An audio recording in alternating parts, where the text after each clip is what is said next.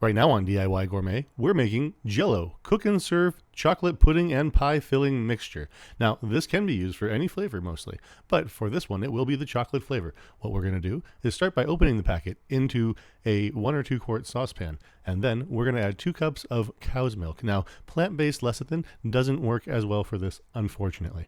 And so we're going to mix this in the pan before we turn on the heat. And after it is combined together, then you can turn on the heat. Now, for a smaller pan, the heat won't need to be terribly high to begin with, but make sure that it is a solid medium heat, maybe medium high at first to get the heat going, but you really don't want it more than a medium on this one, because once this starts to get hot, things move fast. And that's why you really need to keep stirring with preferably a whisk when you're making the Jell-O cook and serve pudding.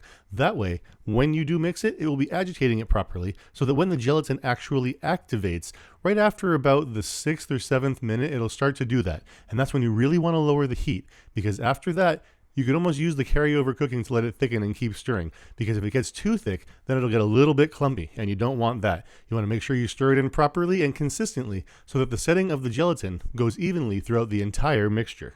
One of the ways to test that your pudding is done is by using the back of a spoon test. You dip it inside of the mixture. If it comes out and coats the back of a spoon, it's just about where you want it. Then you can serve it into half-cup servings, as the box recommends, or you can use it in a pie filling for however much pie filling you might need. It's delicious.